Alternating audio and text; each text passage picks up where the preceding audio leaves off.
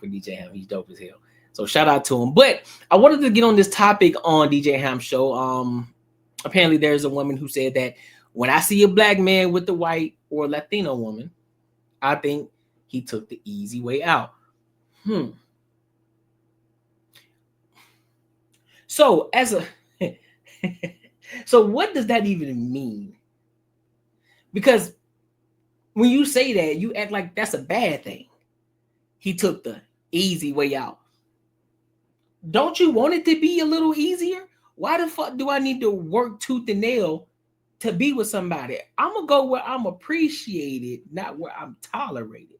That's where that makes sense. So let's get into it. I want to hear it. I want to get the full context of what was said and how it was said, and then I'll give my thoughts and opinions. All right, so make sure y'all like, comment, subscribe for the algorithm. Let's rock out, man. Do you know the statistics behind like our marriage rates and divorce and such? I don't know the exact numbers, but I know, it's a higher rate than 50% of black marriages don't last more than. Hold on, my bad. Shout out to Toya. I had the pleasure of meeting her at the podcast summit in the ATO a couple of weeks ago. Shout out to her. I think her and DJ Hamp linked up there at the podcast summit because I met DJ Hamp as well in the podcast summit as well. Dope dude, solid guy. They're both dope individuals. So she has her own podcast too. So shout out to her. I think she's a twin too. If I'm not mistaken, she's a twin. But yeah, man, shout out to them. That's what's up, man. That's what's up. Collaborations. Maybe like 5 years or so. Yeah, the divorce rate. Yeah, and then our divorce rate is even higher than the average. So the average is 50% divorce rate, right? And then the initiation is by women, and that could be for a multiplicity of reasons, right? Why she's doing the paperwork first, right? It could be multiple reasons, right? The speculation is that she not willing to stick it out. That's what a lot of the men will say, right? But I use this analogy. My son never tells on nobody because he always the one doing something. So he don't got no reason to come and say, Daddy, somebody hit me. No, he usually doing the hitting and the tackling and eating everybody's food. You know what I mean? So he don't got no reason to do no paperwork. Right. So there's, we can speculate, but our rate of divorce is higher, and then we're married less. And then the forecast is right now it's black men are married at is it 39%, and then black women at 29%, and then sorry, go ahead. 27. Yep. And then the forecast is 83% of those men are married to black women now. In 4 years, I think it's 4 or 5 years, it'll be 76% forecast though, so that can fluctuate. But this is the state that we in, and we got the reason why these old clips were important because it's the same thing people complaining about today. And so how we are identifying these people that we're coupling with, and it doesn't seem like we're doing a very, very good job at all. So now Tiff and Saad and Callie were just talking about who vets for you and what does it look like. Do you agree, Toya, that we aren't good at vetting for ourselves? Definitely, because sometimes you're doing things for convenience. Sometimes you're doing things for the right now. A lot of people are like stuck in relationships because they really can't afford to break up, or a lot of people are in relationships because they just done been together forever. So they just keep sticking it out. Like people are married for 30 years and they sleep in separate rooms, but they're too uncomfortable with the idea of what other people are going to say. So at the end of the day, we don't necessarily think in our rightest, clearest mind when it comes down to we live in the moment. We're right now people. It sounds irresponsible, huh? I don't know who let us out here to be adults on our own anyways. Damn. Like what the heck? We just guessing every day. Adulting can be ghetto sometimes. It is. Raising kids and everything. Like who just said, here, take this baby home after 3 days at the hospital and that's it. It's just on your own. Baby. Yeah, no, it's definitely difficult. It's definitely tough. So you agree with my sentiment that we are not good at vetting? Definitely. Now, what do you? Number 2, so yeah, definitely. So what do you think? Okay, so what do you think about the 10% difference in black men being married and then marrying out at almost a 10% difference? Or And as staying seeming, inside of the culture. Staying inside of our race. I definitely think it's easier. It's an easier way out. When I see a black man with another nationality, I just feel like he kind of took a little bit more of the easier route. I understand black women are strong, and we're going to be vocal about what we will take and won't take, and things like that. So I usually feel just instantly, if they with a white woman, I'm automatic like, yeah, he took the easy way out, because she gonna bow down, she gonna submit, she gonna do all of the things. It's just okay, she gonna wave that white flag. And you might not get that from a sister. So, and that's the number one complaint most men have, is just that we too rough, we too tough, we too hard, we too stern, we too strong. And they need someone that's just gonna kind of bow down a little bit. So wow. Toya, I'm not big on a person when it comes to, like, you know, making sure that we understand the type of verbiage and words that we use, right? You know, because sometimes some people's vocabulary ain't that good. And I'm not talking about you, Toya, but I'm just talking about in general. In general, when people talk and they speak, you know, they just say certain things, right? So I just want to make sure that I'm clear on that. Yes. Nobody's saying that women should not have their own opinion. That's one thing that I'm and that's me saying that. That's me saying that, right? Nobody's saying that they shouldn't have their own opinion. But I think there are times that you got to understand that there is a hierarchy. There is a hierarchy, regardless of how you feel about it, regardless of how you look at it, at the situation. There's always a hierarchy. Meaning, yes, it ain't about just bowing down to you, but you got to understand that I hold a certain position that you don't hold. I hold a certain position that you don't hold. And that position that I hold doesn't mean that you're less valuable.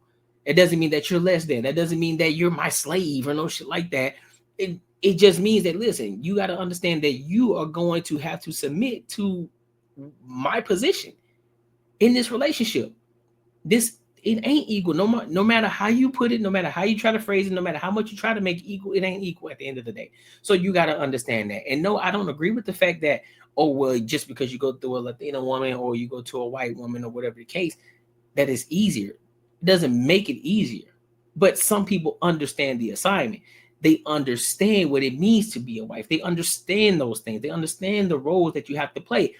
But see, the issue with a lot of y'all women, a lot of y'all black women, is the problem is you always got to say some shit.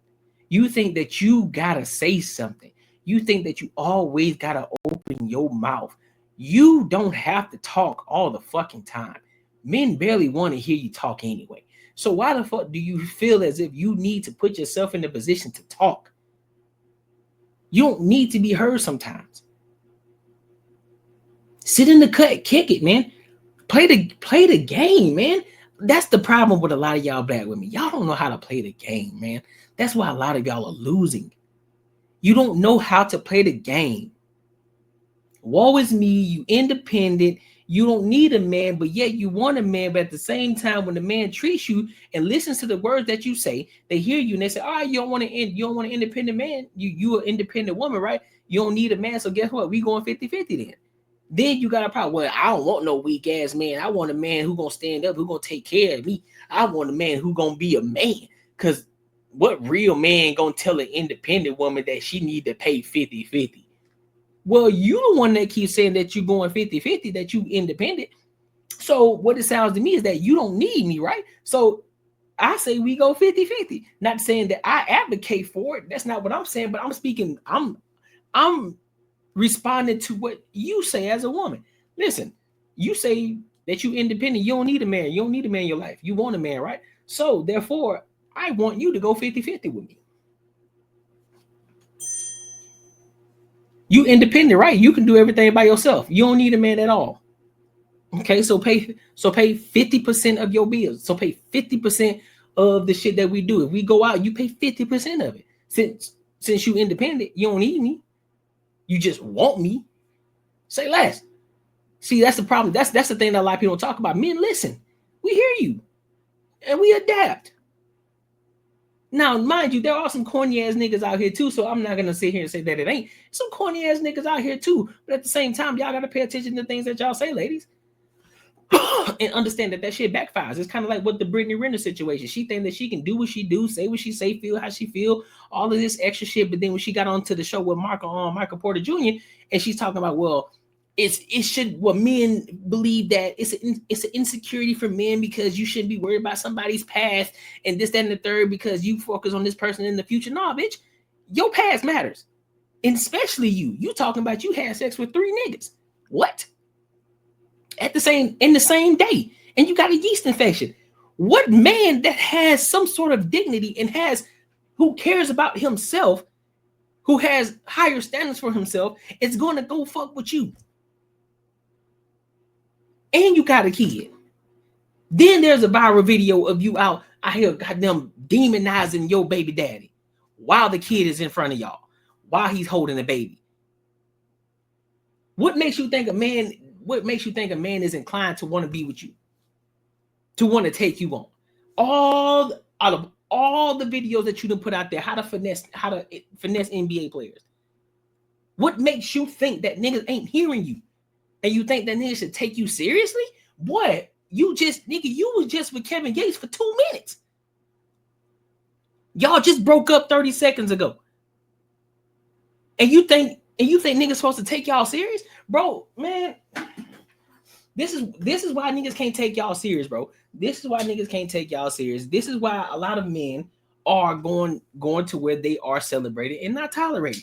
Nobody's trying to work extra hard. Nobody's trying to work overtime to be with you, black women. And it's not saying that black men don't want to be with black women. It's not what I'm saying. But what I am saying is that y'all make it harder and harder. You're not pleading the case. You're not helping your case for black men and giving them a reason to want to be with you, and let alone marry you. You're not giving them a reason to. You're too busy being argumentative. You're too busy being pro-black. You're too busy being woke. You're too busy trying to be Miss Independent. You're too busy trying to be boss babe. You're too busy trying to be, we equal. You're too busy trying to do all of that. You're too busy. You're too busy being the thought pocket. You're too busy. Instead of doing what it is that you need to do, so that way you can be in a successful relationship. And mind you, I said that strategically. Successful relationship, not just being in a relationship, being a successful one. But y'all don't want to listen. And this ain't towards you, Toya. I want you to understand this ain't towards you. But I'm just saying, just black women in general. You don't want to lose weight. You don't want to get in shape. You don't want to shut your mouth. You think you got to talk all the time.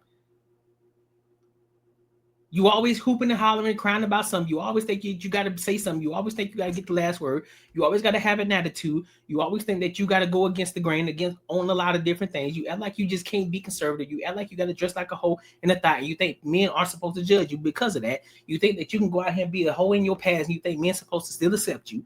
You think all this extra shit, and you still think that you deserve the fucking world. And you ain't even working on your fucking self. You ain't even being the best version of yourself. You ain't coming to the table. You ain't coming to the table as a virgin. You ain't coming to the table with less than 3 bodies. You ain't coming to the table with this mindset of without this mindset of I'm an independent woman. You ain't coming to the table with, look, I'm gonna submit to my man. I'm gonna cater to my man. I'm gonna do for my man. I'm gonna make sure that we're in a successful relationship. I'm gonna make sure I pour life into my man. I'm gonna make sure that we successful. I'm gonna make sure that I do my fucking part. I'm gonna make sure that I'm not out here trying to dog and and nag him and trying to be all up under him when I know that I want him to be successful, because I know the potential that my man has. And if I do my part, that way I alleviate the issues, and I alleviate all the issues from him, so that way he can focus on the dream and the goals that we talked about, so that way he can get there and get us there, and I become the beneficiary of that success. Once you figure that out, man, a lot of y'all gonna start getting married out here. But you don't want to listen, though. You think niggas just be talking.